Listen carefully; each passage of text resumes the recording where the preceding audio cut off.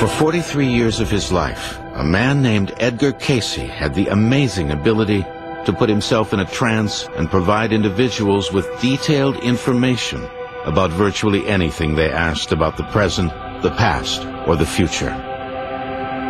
Edgar Cayce is probably the most profoundly important clairvoyant of all time. He was clearly the most gifted psychic of the 20th century. He predicted the Second World War, the deaths of presidents, the future of medicine, and diagnosed illnesses in his sleep. His psychic readings, 14,306 of them, are all archived and cataloged at the Association for Research and Enlightenment in Virginia Beach, Virginia. They remain the most massive collection of psychic material collected from a single source. Edgar Cayce didn't give 10, 20, 500 readings in his career. He gave 14,000. Think of a Las Vegas stage performer having to come up with a different routine twice a day, every day for 45 years. It's just not possible. Edgar Cayce gave readings about many, many different subjects. Nostradamus wasn't quite as eclectic. But like Nostradamus, Cayce was very sought after in his lifetime, and like his French counterpart, he also remained humble about his ability. Both of them were men who were deeply committed to a life of compassion and service to others. Both were very interested in health and healing. Nostradamus was a physician. Edgar Cayce was an intuitive diagnostic physician of sorts. Edgar Cayce and Nostradamus both started as healers, but later became more famous as prophets. Edgar Cayce's amazing destiny takes root in 1877 near Hopkinsville, a small town of tobacco farmers in rural Kentucky. Edgar Cayce's family was typical of middle-class American rural people at the turn of the 20th century. They made their living primarily from the production of dark tobacco, wheat and corn and livestock. They were church-going people on Sunday, a straightforward, dignified people, the men of whom were certainly given to the heavy use of tobacco and occasional strong drink. Cayce was a seriously odd child. He was not the kind of child you would wish on any two parents. As a child, he was surprised to discover that other children didn't have the same sort of experiences that he had.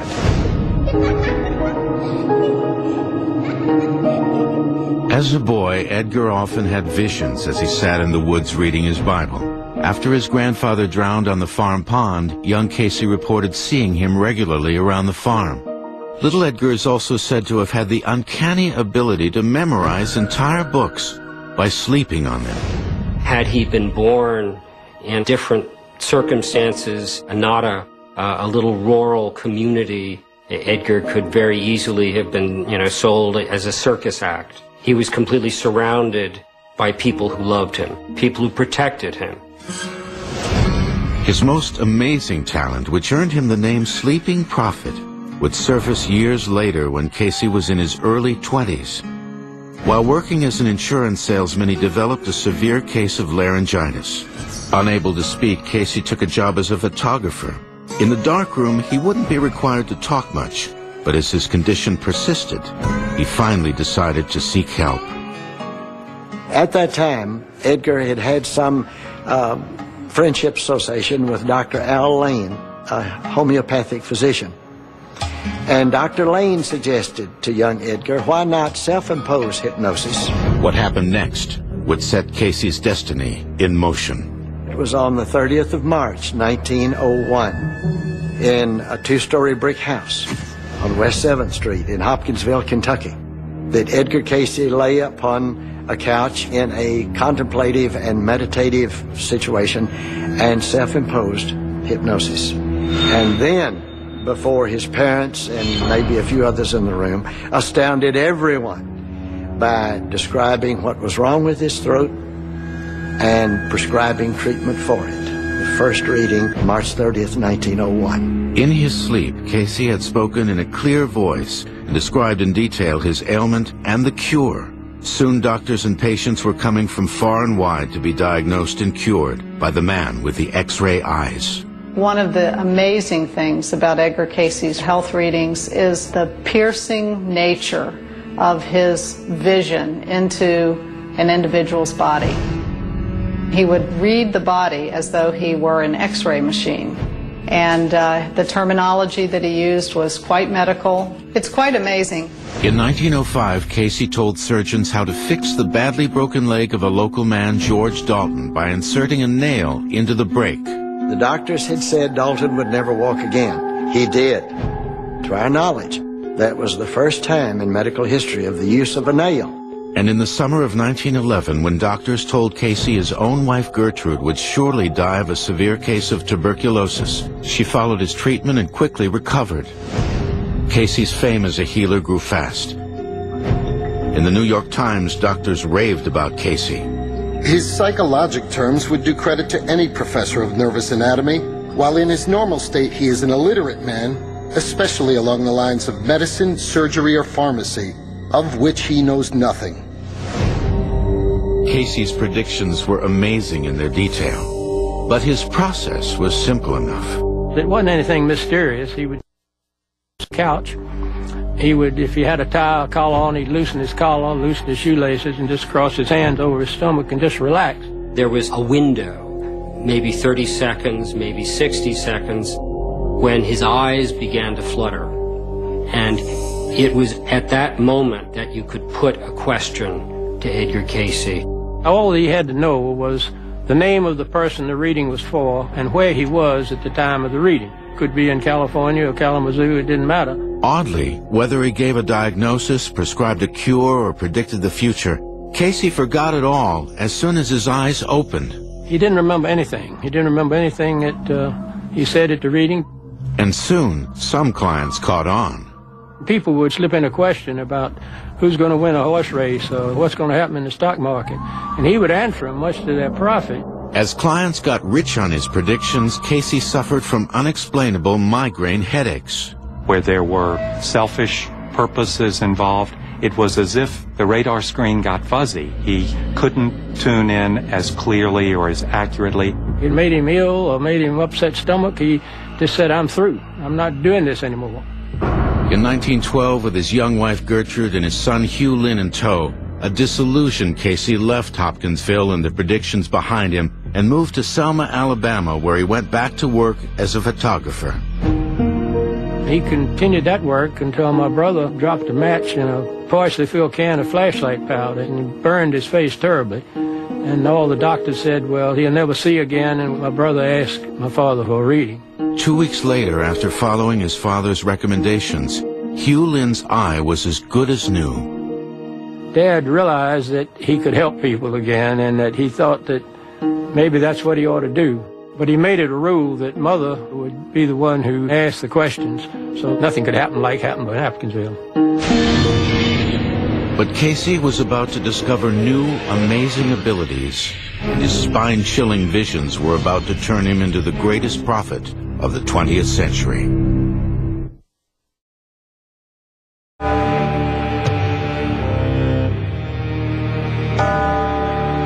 It's the 1920s. Europe is still reeling from the First World War.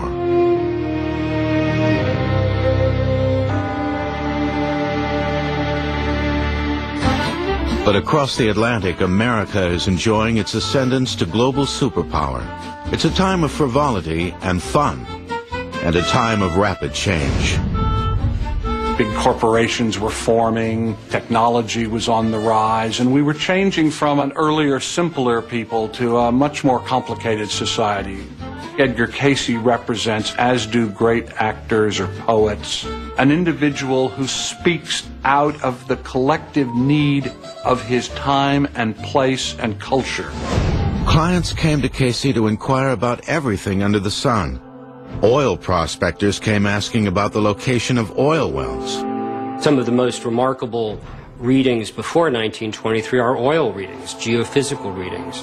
Edgar Cayce gives almost a foot-by-foot breakdown of the geophysical conditions for a particular site. And invariably, he was right. He was dead on. Great minds also met with the sleeping prophet. Thomas Edison received readings on the nature of electricity. Woodrow Wilson, President of the United States, who was suffering from a heart condition. We know that George Gershwin received readings. We know that Nelson Rockefeller received readings. Edgar Cayce was extraordinarily eclectic in his psychic work, but his predictions on world affairs with dates and vivid descriptions of events to come are a testament to his prophetic powers.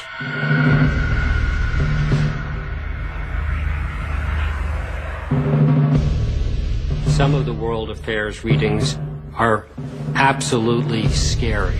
It was like he was reading the headlines 4 years in advance, consistently. He's under trance in 1925, asked by a client how the future of business will be, and he says, better pull your stocks out. In the adverse forces that will come then in 1929, care should be taken, lest this be taken from the entity. Cayce foresaw the onset of the Depression 4 years before it happened, and in 1931 he accurately predicted an end to the hard times that continued to plague the country. In the spring of '33 will be the real definite improvements. The only thing we have to fear is fear itself. Now, of course, that's the New Deal, when we did slowly start to get out of the Depression. Cayce also foresaw the next World War, long before anyone could have predicted it. In 1935, Edgar Cayce was giving a reading to a 29-year-old freight agent, and the individual wanted to know about affairs of an international nature. Cayce predicted that there would be an alliance between the Austrians, the Germans, and the Japanese. He says in the reading, and unless there is interference from the divine, the whole world will be set on fire. In 1935, no one had any idea that any of this was about to happen.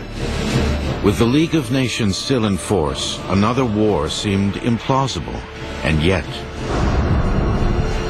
Edgar Cayce seems to have had a psychic sensitivity to the coming of World War II. There were certainly things in the news that were the clouds of this coming war, but he targeted the time in which it might begin to occur and even its end, and many of the dynamics that went on during those war years. Cayce also foresaw social upheavals that would emerge long after his death in 1945. Now is the time to rise from the dark and desolate valley of segregation to the sunlit path of racial justice. Edgar Cayce's accuracy with predictions is also suggested by his statements about how mob rule could potentially happen in the United States, particularly if there weren't some social changes.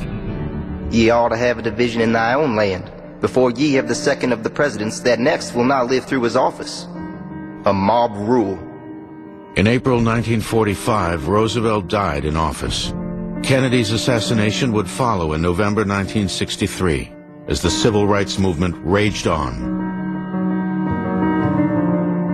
That one instance points to how important it is to see that Edgar Cayce was also a commentator on social affairs. He said that unless there would be a kind of leveling that would come in society, that there couldn't be one rule for those who were rich and privileged and a different rule for those that were the have-nots, that we were in for tremendous, difficult changes in our culture. With this faith, we will be able to work together, to pray together, to struggle together, to go to jail together, to stand up for freedom together. Cayce was not a Republican or a Democrat. He wasn't trying to advocate any particular political agenda, but he clearly had a moral sense about something that needed to be achieved if we were to fulfill our destiny as a nation.